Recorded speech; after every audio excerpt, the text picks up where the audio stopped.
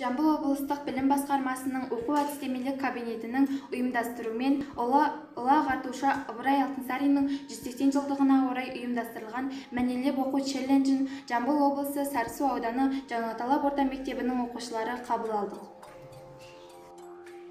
Ыбырай Алтынсарин өнер білім бар жұрттар.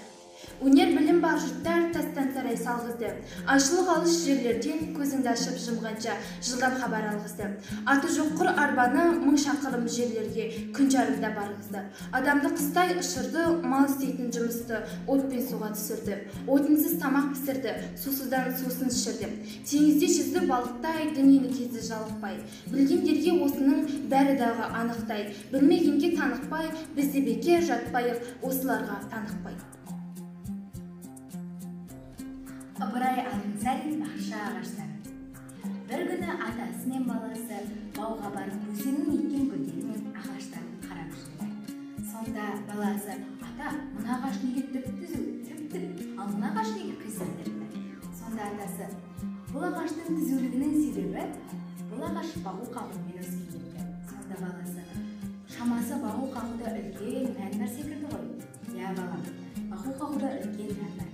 Сен де дәл қазір кішкентайсың, егілген ағаш дейсің. Сен де бағып, қағып, өсіріп, мәпелеп, дұрыс жолға салып, қатеңді түзесең, сен де түп-түзу, тіп-тіп болып өсесің. Ал мен сені дұрыс жолға салмасам, бақпасам, қақпасам, қатеңді түземесең, сен де осылай қисық ағаш сияқты болып өсесің." Ыбырай Алтынсарин азған елдің хандары, асқан елдің байлары тақ үстінде отырғандар.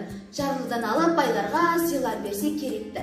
Асқан елдің қожасы қыдырып келер есікке, бұл үйде кім бар екен деп көзін салар тесікке. Балаларын бастырып, қатындарын састырып, төрге қарай ұмтылып, тамақ үшін қылғынып, дуа қылса керекті. Азған елдің молдасы, үлкен болар сәлдесі, аса бауыр қылмаңыз, оның рас емес олдасы. Көрмей білмей біреуге куәлік берсе керекті. Ыбырай Алтынсарин: "Ей жігіттер, үлгі алмаңыз азған елдің ішінен. Алыс-алыс қашыңыз, зияндасты кісілік. Жақсыны көзбен салмаңыздар, жақсыдан қалмаңыздар. Несі болған елдерді аяғынан алмаңыздар."